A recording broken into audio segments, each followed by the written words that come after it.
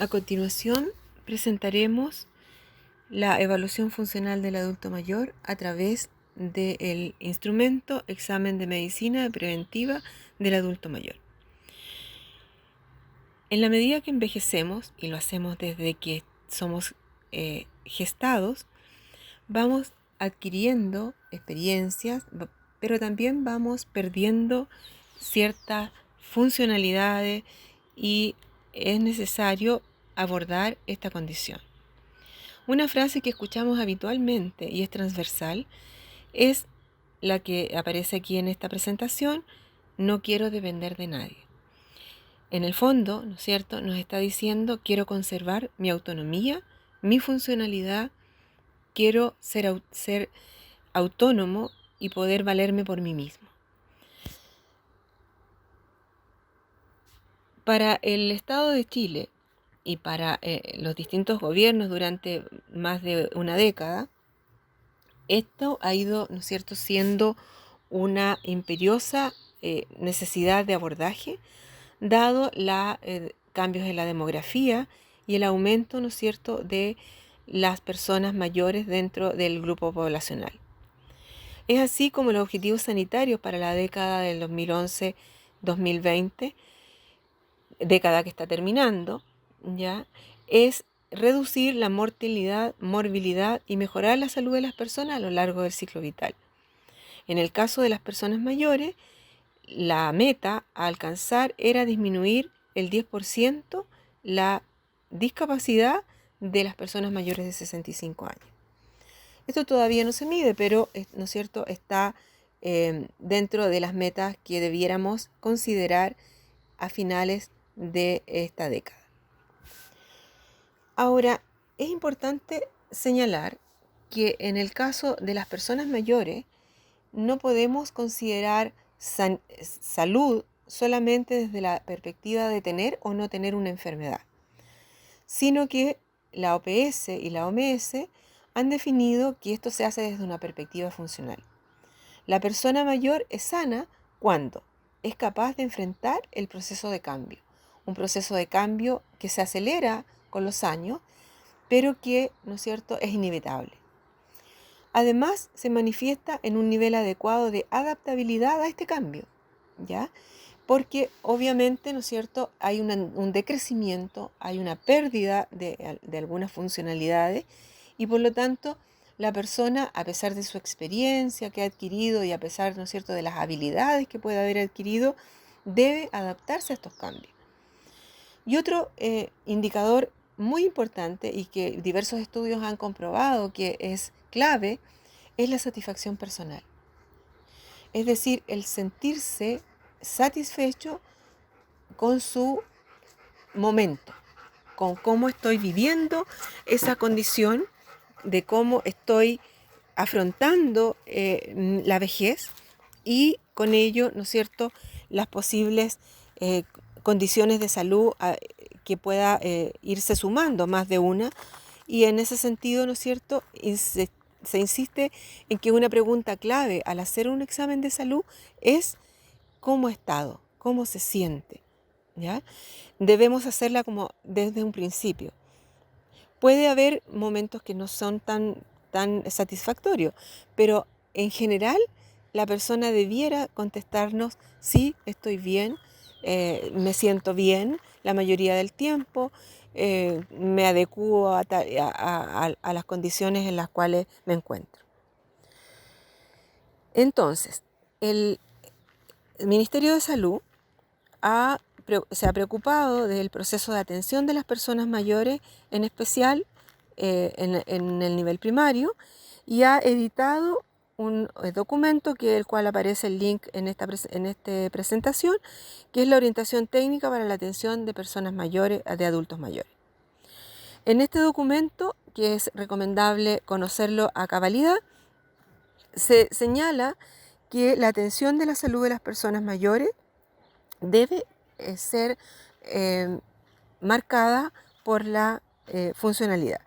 Y en este sentido, entonces, nos permite planificar acciones específicas, tanto individuales como también para aquellos grupos de mayor riesgo y a su vez el establecimiento puede estimar los recursos humanos y materiales que se necesitan para poder otorgar atención y poder mejorar los niveles de salud de este grupo poblacional. Entonces, el proceso de clasificación según funcionalidad parte con la aplicación de este examen de medicina preventiva del adulto mayor, EMPAM. Y en este sentido, ¿no es cierto?, está pensado que el resultado de este examen es un indicador que nos permite hacer esta medición, detectar los factores de riesgo y a su vez incorporar lo que hemos detectado en un plan de atención a fin de generar acciones sobre la persona y su entorno.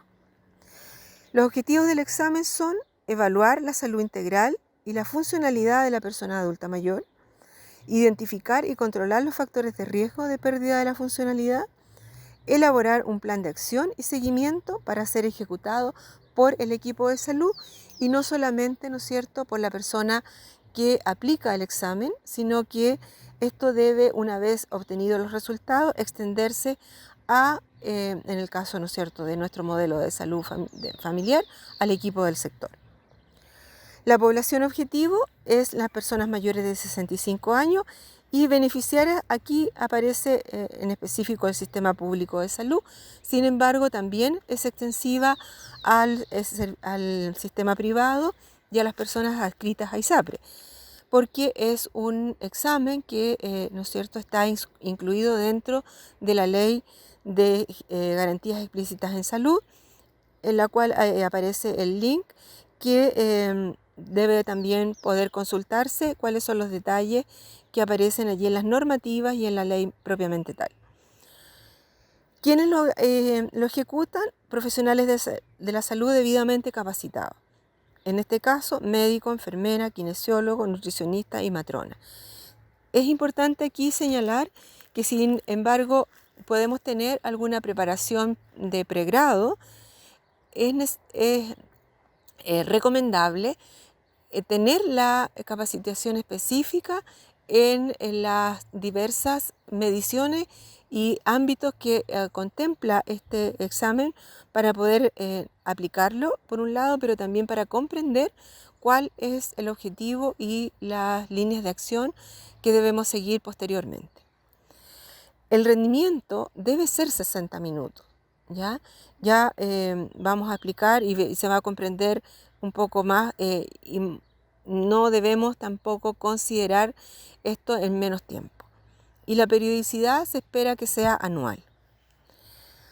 Ahora, para organizarse dentro de los establecimientos puede haber diversos tipos de flujograma, pero aquí hay uno básico que nos muestra que desde distintos puntos donde hay contacto con las personas mayores deben ser derivados para tomar este examen y debe, ¿no es cierto?, explicársele cuál es el sentido, idealmente, y no solo, ¿no es cierto?, otorgar una hora de atención, sino que previamente poder orientar a la persona qué es lo que se va a realizar y cuál es lo que se espera encontrar y los apoyos que se pueden otorgar una vez que se aplica.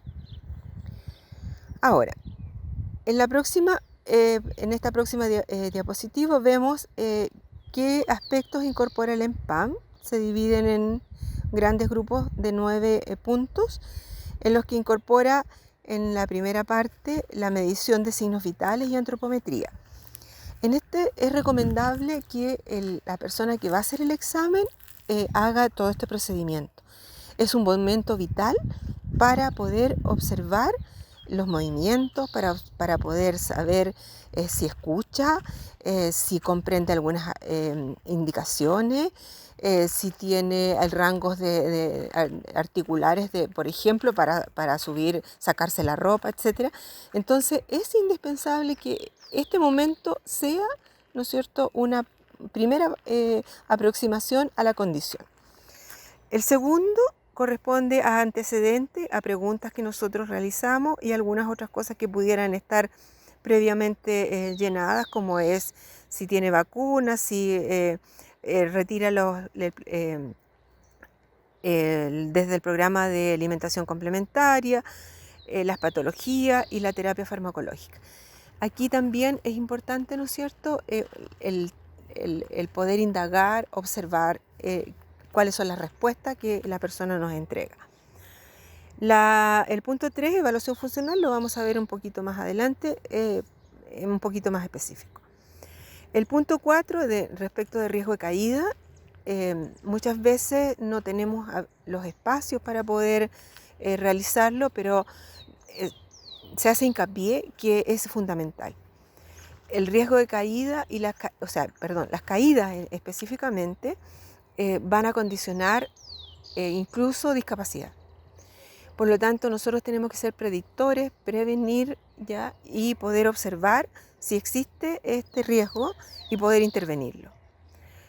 Respecto a la identificación de redes, entramos en el área social y allí muchas veces, ¿no es cierto?, hay condiciones de abandono o, si nos vamos a otro extremo, digamos, de contar con una red de apoyo familiar, que sería lo ideal. A veces las familias tampoco son lo ideal.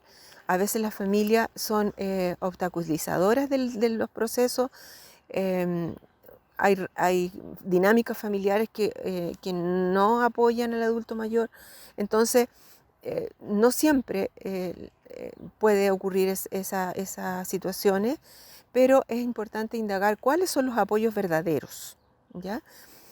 Muchas veces, incluso la persona que acompaña, y también lo puedo señalar por una experiencia bastante personal en cuando aplicaba yo el examen, que la persona que acompaña a veces no es la persona apoyadora, no es la cuidadora ideal, ¿ya? E incluso puede ser la maltratador, ¿ya?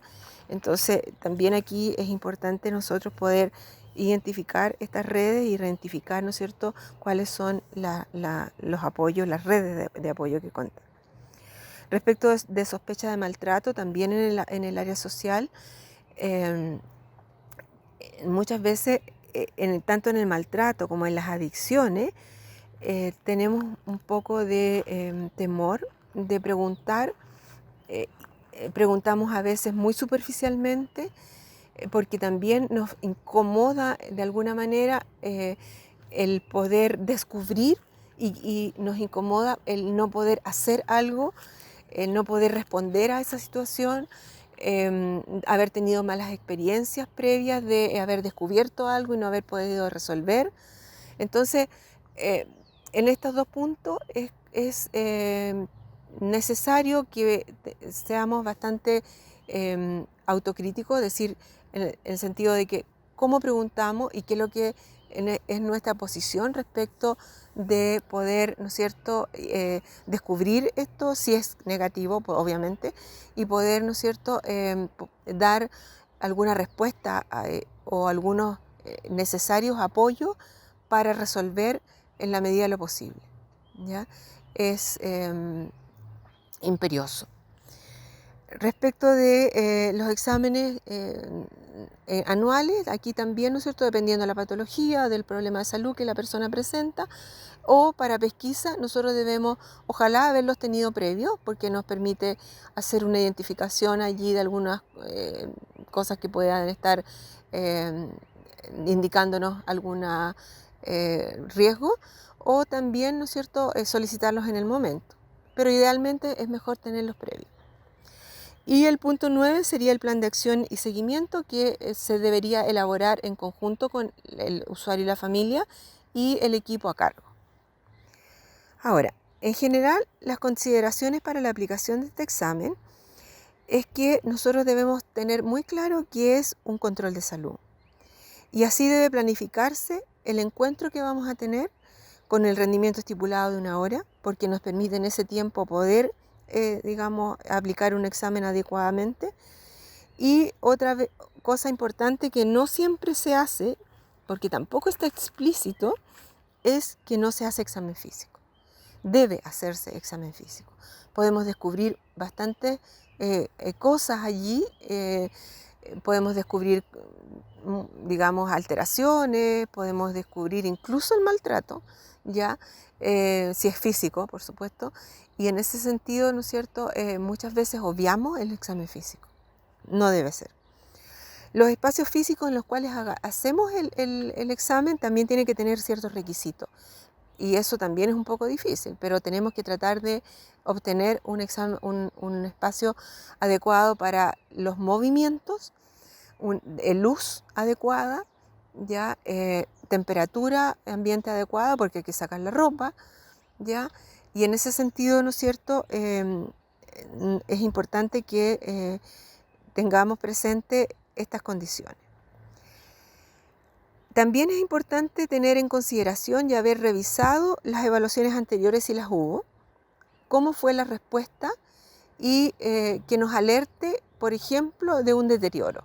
Si yo tengo, en el caso del Mini-Mental, por ejemplo, o de otra medición del riesgo de caída, si yo tuve un puntaje X anteriormente y ahora estoy teniendo un puntaje menor, algo está pasando, ¿ya? O al revés, pudiera ser también que yo tuviera un puntaje menor anteriormente, ¿ya? Y ahora un puntaje adecuado, ¿ya? ¿Y qué pasaba?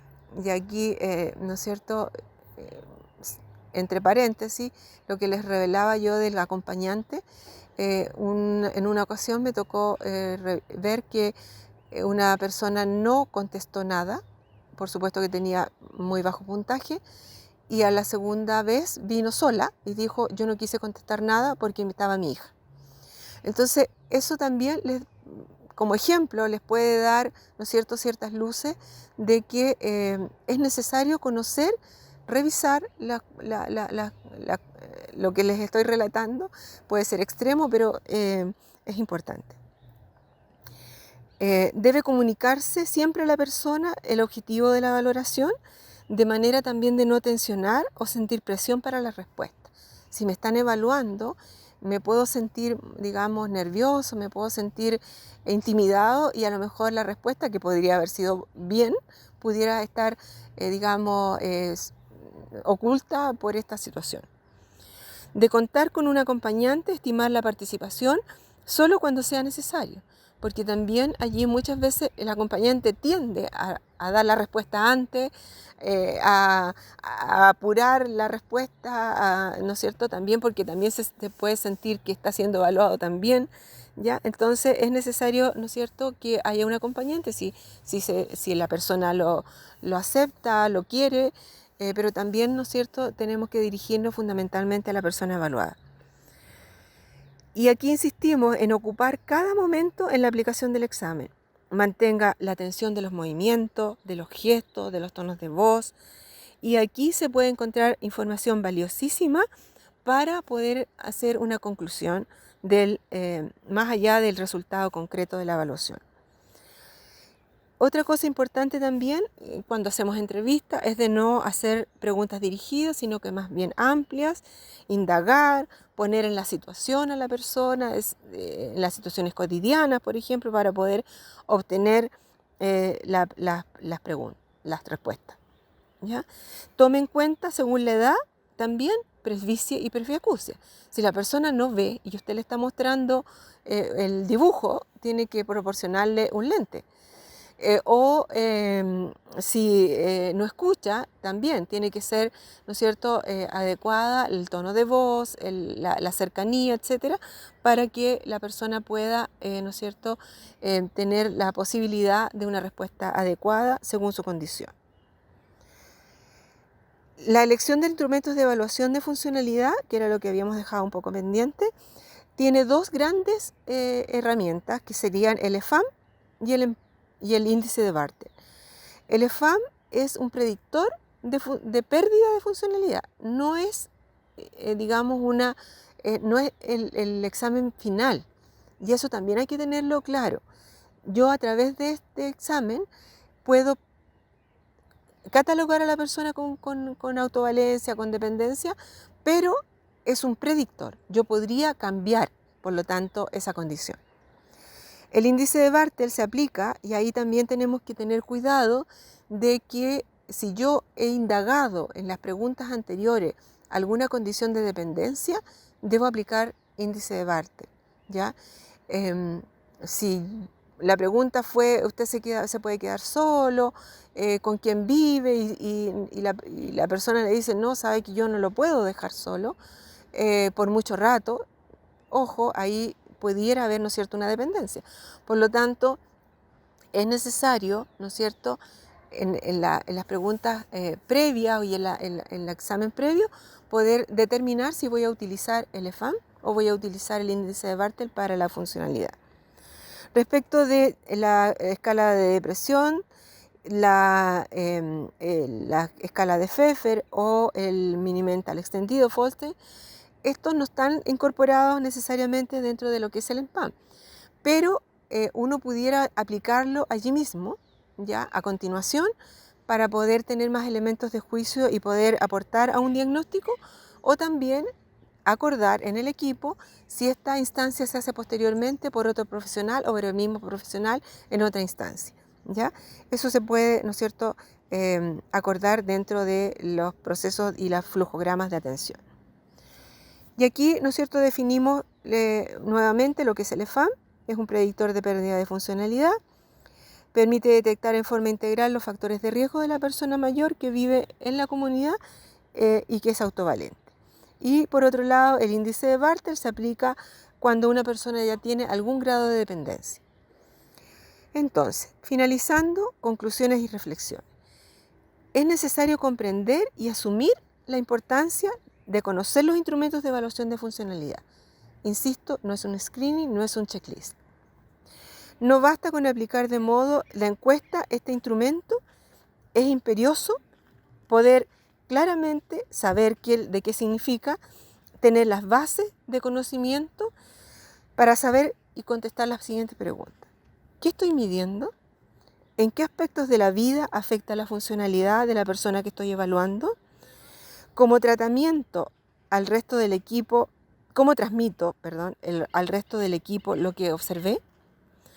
¿Cómo traduzco entonces en el plan de intervención preventivo, que puede ser una persona con autovalencia, pero yo tengo que prevenir el deterioro y abordarlo? Si necesita tratamiento, ya sea de sus problemas de salud o de alguna otra condición que haya aparecido dentro del examen, o de rehabilitación. ¿Y cómo se toma en cuenta en este plan el entorno de la persona mayor? Es decir, no lo puedo hacer solo.